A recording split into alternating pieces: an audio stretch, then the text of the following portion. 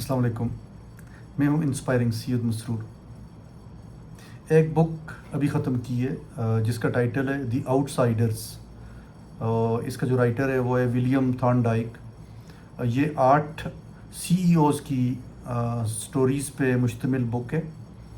ان CEOs کو کہا جاتا ہے کہ they are the most unconventional CEOs in the corporate history, in the American history.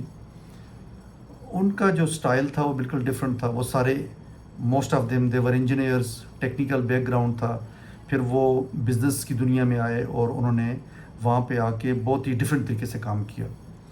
تو اس کتاب کو میں اس لیے ریکمینڈ کروں گا کہ ہارڈلی 200 پیجز کی بک ہے، لیکن جتنے بھی ایگزیکٹوز ہیں، کارپوریٹ ایگزیکٹوز ہیں، CEOs ہیں، ان کو یہ بک ضرور پڑھنی چاہیے. ان کو پتہ چلے گا کہ اگر آپ نے اچھی طریقے سے بزنسز کو مینیج کرنا ہے، جہاں پہ آپ شیئر ہولڈر کی ویلیو کو بھی کیٹر کر رہے ہوں، آپریشنز کو اچھے طریقے سے مینیج کر رہے ہوں، اور آرگنائزیشنز کو اس طریقے سے مینیج کریں کہ آپ ان کی شیئر ویلیو کو بڑھائیں، ان کے ایکسپینسز کو کم کریں اور ان کو ایک سکسیس کے نئے اسکیل پر لے کے جائیں. تو اس لیے میں اسٹرانگلی ریکمینڈ کروں گا کہ آپ اس کتاب کو ضرور پڑھیں. میں کچھ کی لیسنز آپ سے شیئر کر لیتا ہوں کہ اس میں سے کی لیسنز کیا ہیں جن کو ہم ذہن میں رکھیں، کہ جس کی وجہ سے یہ 8 CEOs تھے یہ بہت مشہور ہوئے اور یہ کیس اسٹڈی ان پہ بنی.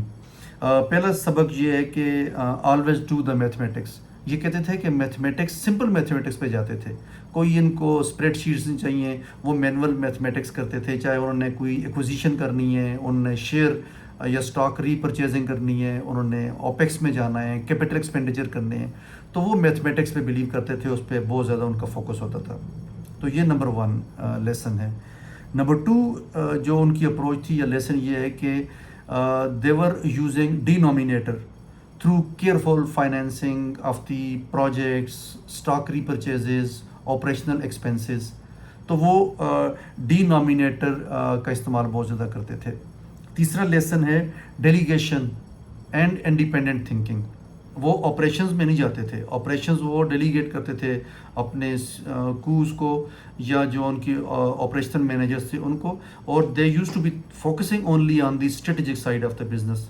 انہوں نے بیٹھ کے سوچنا ہے کہ کس کام پہ ہم لوگ اچھے طریقے سے ایکوزیشنز کر سکتے ہیں، کہاں پہ کمپنیز کی ایکسپینسز کو کم کر سکتے ہیں، کوئی نان کور ایسٹس ہیں ان کو سیل آؤٹ کر سکتے ہیں، وہاں سے آپ اپنا جو فنڈز ہیں یا آپ کے جو پیسہ وہاں پھنسا ہوا ہے اس کو نکال سکتے ہیں. تو شیئر ہولڈرز ویلیو پہ ان کا فوکس بہت زیادہ تھا. چوتھا لیسن یہ ہے کہ تھنکنگ انڈیپینڈنٹلی. وہ بالکل انڈیپینڈنٹلی سوچتے تھے. بعض ڈیسیجن میں تو وہ اپنے مینجمنٹ کو بھی انوالو نہیں کرتے تھے. وہ کہتے تھے کہ وہ خود سوچتے تھے بیٹھ کے اسٹریٹجیکلی کہ کہاں پہ انویسٹ کرنا ہے، کہاں پہ ایکسپینسز کم کرنے ہیں، کہاں پہ ایکوزیشنز کرنی ہیں. تو وہ ان کی تھنکنگ بہت انڈیپینڈنٹ تھی اور اس میں وہ کسی کی انٹرفیئرنس بھی موسٹ آف دا جو CEOs تھے برداشت نہیں کرتے تھے.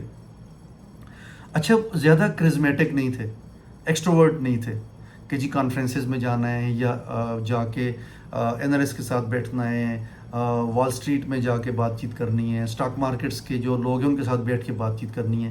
اپنا انڈیپینڈنٹ بیٹھتے تھے، سوچتے تھے، میڈیٹیشن کرتے تھے، اپنی کیلکولیشنز کرتے تھے، اپنے انالیسز کرتے تھے. اپنی تھنکنگ کو بالکل انہوں نے انڈیپینڈنٹ رکھا ہوا تھا. پھر دے ور اوورلی پیشنٹ. جس طرح کہتے ہیں نا کہ کروکوڈائل لائک اپروچ تھی ان کی یا ٹیمپرامنٹ تھا کہ بیٹھ کے رائٹ ٹائم کا انتظار کریں، رائٹ اپرچونیٹیز کا انتظار کریں اور لانگ ٹرم بیسس پہ انویسٹمنٹ کریں، جس سے آپ کا جو ریٹرن ہے وہ کافی ہیوی ہوگا، ڈفرینٹ ہوگا اور شیئر ہولڈرز ویلیو بھی بڑھے گی اور جو امپلائیز ہیں یا مینجمنٹ کے لوگ ہیں ان کو بھی بینیفٹ ہوگا. اوکیجنلی دے ور بولڈ. زیادہ بولڈ اپنے آپ کو ثابت کرنے کی کوشش نہیں کرتے تھے. وہ ان کے جو ایکشنز تھے وہ ان میں زیادہ انالیسز ہوتا تھا، تھنکنگ ہوتی تھی، میتھمیٹیکل کیلکولیشنز بہت زیادہ تھیں، اور جس کی وجہ سے ان کی ایکوزیشنز بھی، ان کی انویسٹمنٹس بھی بڑی تھاٹ فل تھیں اور اس پہ ہمیشہ سے ریٹ آف ریٹرن بہت زیادہ تھا. میں نے سب کی سٹوریز پڑھی، سب کی اپروچز کو پڑھا، 8 CEOs کی، اور کسی ایک جگہ پہ میں نے دیکھا کہ ایک CEO نے اپنی کمپنی کو کی بینکرپسی ڈکلیئر کی، لیکن باقی سب لوگوں نے جب بھی ان کمپنیز میں سے ان کی ریٹائرمنٹ ہوئی، جب وہ چلے گئے تو ان کی لیگیسی بہت اسٹرانگ تھی. مینجمنٹ ٹیم بھی بہت زیادہ اسٹرانگ تھی کیونکہ وہ they used to believe in succession creating leaders for the future, or they used to be thinking in terms of bringing more value to the shareholders, to the businesses. They were consistently rational in their approach, highly analytical in their approach. چاہے چھوٹا decision ہے چاہے بڑا decision ہے، وہ بہت ہی rationally سوچتے تھے، اور ڈیپ تھنکنگ، انالیٹیکل تھنکنگ یہ ان کی ایک عادت تھی، ان کا ایک جو کسٹم تھا یا ان کی ہیبٹ تھی، جس کی وجہ سے وہ انکنونشنل تھے، ڈفرینٹ تھے. اچھا، long term perspective it was in their mind all the time.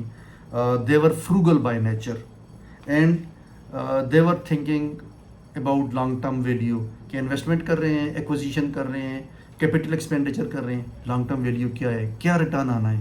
وہ ہر چیز پہ بہت زیادہ کیلکولیشنس کرتے تھے. اور بعض کو ایسے بھی ہوا، کسی ایک سی ای او کی کہانی میں پڑھ رہا تھا کہ اس نے ڈیل ایکوزیشن کی اس لیے چھوڑ دی کہ وہ $1 ملین اس کی جو کیلکولیشنس تھی اس سے زیادہ تھی، تو اس پہ چونکہ جو سیلر تھا وہ مان نہیں رہا تھا، تو اس نے پھر وہ ڈیل چھوڑ دی. تو اس حد تک بھی وہ اسٹرانگ تھے، اسٹرینجنٹ تھے، اور بڑے کمیٹڈ تھے. اور آخری بات، ان کا جو طریقہ تھا انکنونشنل تھا، اولڈ طریقہ تھا، بالکل روایتی انداز میں وہ کام کرتے تھے. بہت کم لوگوں کے پاس کمپیوٹرز تھے، کمپیوٹر کا استعمال کم کرتے تھے. جو ان کا میتھمیٹکس کا طریقہ تھا وہ بھی بالکل مینول تھا. اس پہ وہ اس کی وجہ سے وہ بہت مشہور تھا. جس طرح وارن بفیٹ کے بارے میں کہا جاتا ہے کہ وارن بفیٹ کے آفس میں کمپیوٹر نہیں تھا، وہ ای میل کا استعمال نہیں کرتا تھا. اپنے سی ای اوز کے ساتھ یا شیئر ہولڈرز کے ساتھ اس کی ریگولر میٹنگز ہی نہیں ہوتی تھیں، اور وہ صرف ایک اینول رپورٹ لکھتا تھا، بہت ہی ان آرتھوڈاکس قسم کی، بڑی اسٹریٹ فارورڈ اور فیکٹس اور فگرز کو سامنے رکھ کے وہ ایک بڑی ڈیٹیل رپورٹ اپنے شیئر ہولڈرز کو لکھتا تھا. تو یہ کچھ لیسنس تھے، کچھ اپروچز تھیں جو میں آپ سے شیئر کرنا چاہ رہا تھا کہ آپ اس بک کو کیوں پڑھیں، کہ کس طریقے سے آپ ڈسٹنگوشڈ ہو سکتے ہیں، ڈفرینٹ ہو سکتے ہیں as a corporate manager, as a corporate executive یا سی ای او.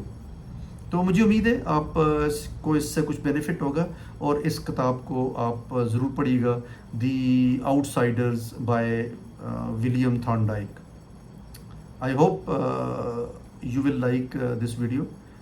Please provide your feedback. I wish you all the best. Assalamu alaikum.